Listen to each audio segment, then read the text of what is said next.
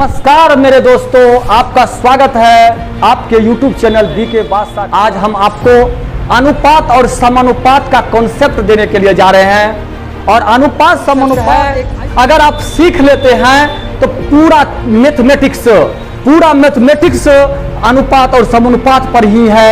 BK बादशाह पूरा mathematics का चैप्टर को रेशियो एंड प्रोपोर्शन से सोल्व करता है। मेरे दोस्त, अगर मेरा क्लास में रेशियो और प्रोपोर्शन अगर सीख लीजिएगा तो पूरा मैथ हल करने के लिए सीख लीजिएगा। मेरे दोस्त, आज हम बहुत इंपॉर्टेंट टॉपिक लेकर इस वीडियो में आए हैं और उसमें अनुपात और समानुपात का कॉन्सेप्ट हम देने के लिए जा रहे हैं। इसको आप थोड़ा ध्यान से देखिएगा। अनुपात का कॉन्सेप्ट है क्या और समानुपात का कॉन्सेप्ट क्या है? पहले अनुपात और समानुपात के बारे में बताते हैं कि अनुपात और समानुपात है क्या। अनुपात और समानुपात कहते हैं किसको? अनुपात का मतलब होता है कि जब दो राशियों के बीच संबंध को कोई दर्शाता है उसी को अनुपात कहा जाता है। और अनुपात को दो बिंदा से इंडिकेट करते हैं और समानुपात को चार बिंदा से इंडिकेट करते हैं। मेरे दोस्त, अनुपात का मतलब होता है जैसे ए रेशियो बी, इसका मतलब होता है ए का जो संबंध बी के साथ है बी का वही संबंध ए के साथ है। और समानुपात का मतलब होता है कि जब दो अनुपात आपस में बराबर होता है उसी को कहा जाता है समानुपात। मेरे दोस्त, जैसे 8:16 समानुपात 16:32, 8 दूनी 16 और 16 दूनी 32। देखिए 1:2 समानुपात 1:2। देखिए दोनों का अनुपात आपस में बराबर आ गया। जब दोनों का अनुपात आपस में बराबर आ जाएगा इसी को कहा जाता है समानुपात।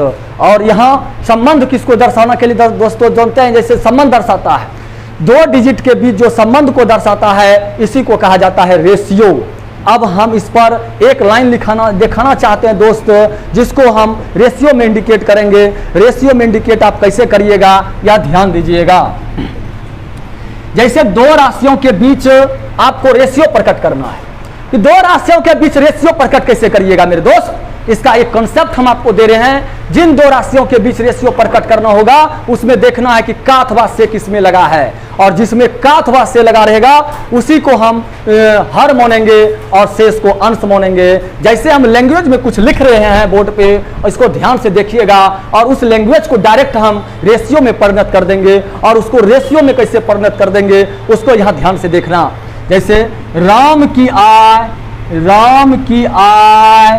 श्याम की आय का 3/4 भाग है। याद देखना मेरे दोस्त, यह रेशियो और प्रोपोर्शन का जो टॉपिक है बहुत इंटरेस्टिंग टॉपिक है मेरे दोस्त। अगर रेशियो आप सीख लेते हैं तो मैं इतना दावे के साथ कहता हूं पूरे मैथ का आपको मास्टर बना दूंगा। रेशियो आपको सीखना बहुत जरूरी है कि रेशियो से ही पूरा मैथ बीके बादशाह का बनता है मेरे दोस्त। राम की आय श्याम की आय का 3/4 भाग है। अब को देखना है इन दो राशियों के बीच रेशियो प्रकट करना है। किसके बीच? राम और श्याम के बीच। इसमें देखना है कि का अथवा से किसमें लगा है। जिसमें का अथवा से लगा रहेगा उसको हर मानेंगे, शेष को अंश मानेंगे। किसमें का लग गया? श्याम की आय में का लग गया, इसका वैल्यू हर है 4 हो जाएगा और राम का वैल्यू 3 है, अंश हो जाएगा। यानी राम रेशियो श्याम बराबर 3:4। समझ गए मेरे दोस्त?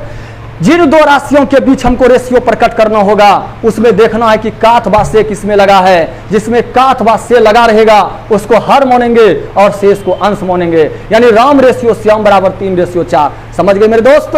हम दो राशियों के बीच आपको कैसे आप रेशियो प्रकट करिएगा, दो राशियों के बीच आप रेशियो कैसे इंडिकेट कीजिएगा, इसका ट्रिक मैंने सिखा दिया। अब हम आपको दो घरों के बीच संबंध स्थापित करने का तरीका सिखाते हैं। इधर थोड़ा ध्यान देना आप लोग।